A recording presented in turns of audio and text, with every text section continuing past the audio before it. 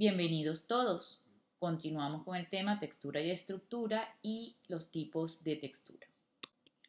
En este video veremos principalmente la clasificación asociada o que denominamos fibras y agregados celulares, entre los cuales encontramos la carne y las frutas y vegetales.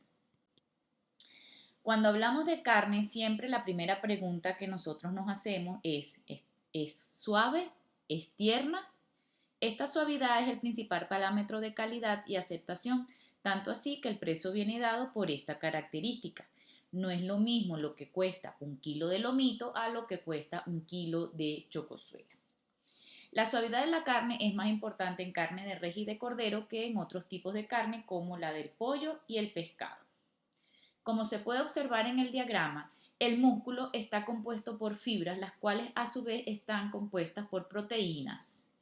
La textura de la carne entonces depende principalmente de las fibras, la proporción de grasas y la calidad y cantidad de colágeno que está presente. Si hay mucha acumulación de colágeno, la carne tiende a ser más dura. Las carnes magras, por su parte, no son tan aromáticas, pierden jugosidad y se resecan fácilmente con el cocimiento. El sacrificio también influye en la calidad de la carne.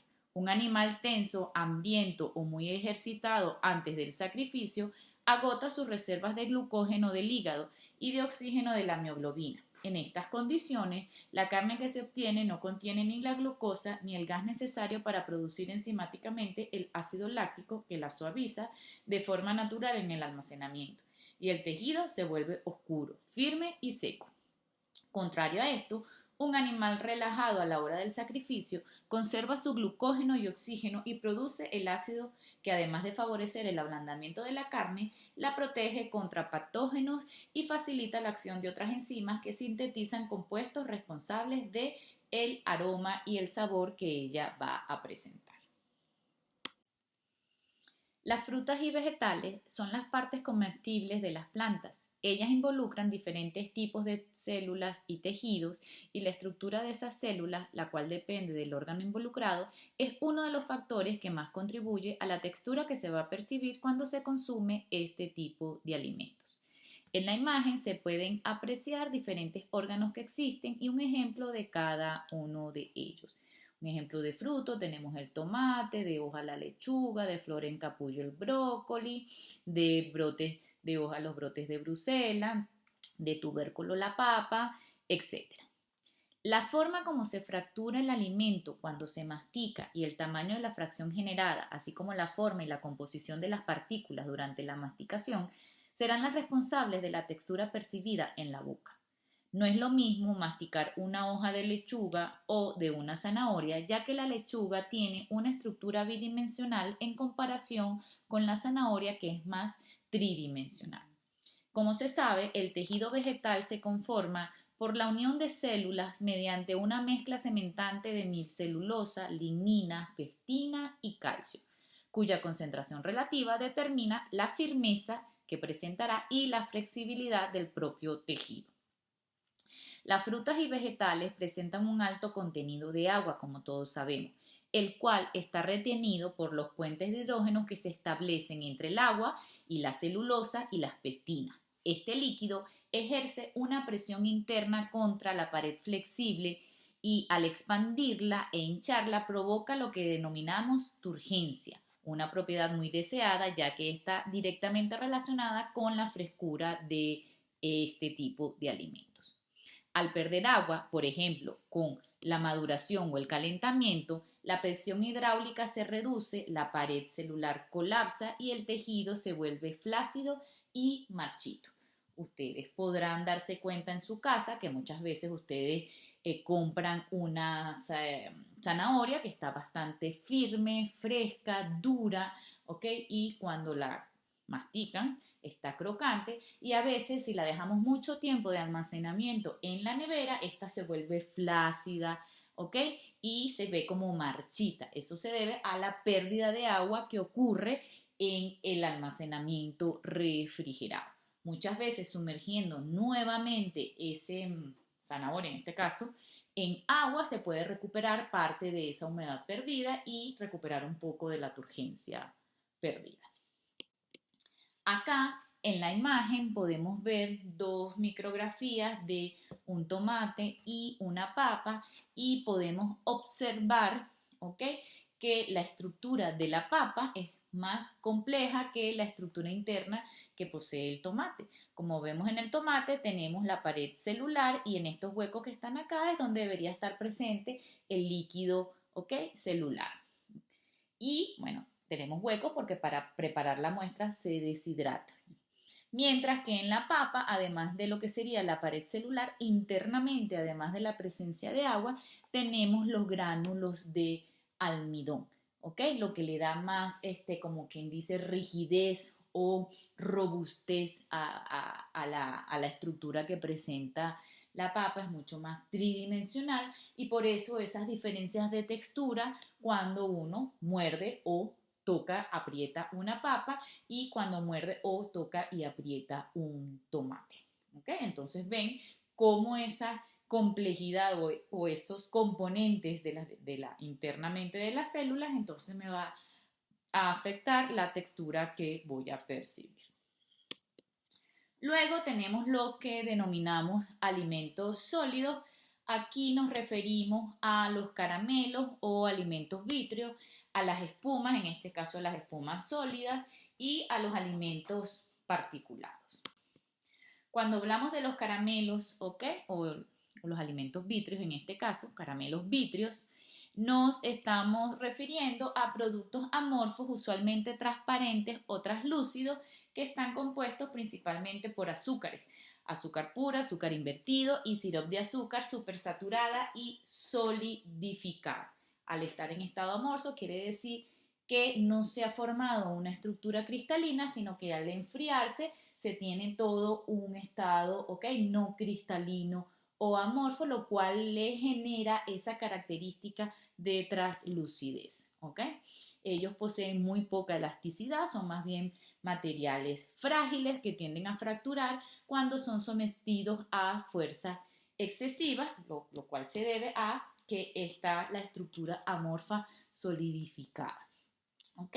La textura en este tipo de materiales o de alimentos, en este tipo de caramelos, depende principalmente del contenido de humedad, el cual tiene que estar lo suficientemente bajo para que se mantenga, ¿ok?, esta característica de vitria que posee el material. Ustedes pueden haber observado en algún momento de sus vidas cuando se deja un caramelo de este tipo Holmentolictus, ¿ok?, por decirlo de alguna manera, ¿ok?, se absorbe, se queda mucho tiempo en contacto con el agua, tiene mucho tiempo el caramelo y no se ha consumido, ellos tienden a absorber a humedad, pierde ese carácter frágil, ¿ok?, que se tiene y se empieza a poner más opaco porque, bueno, la humedad que absorbe permite que esas azúcares que están amorfas y no están cristalinas empiecen a cristalizar y al formar los cristales se pierde esa característica de translucidez que posee el material.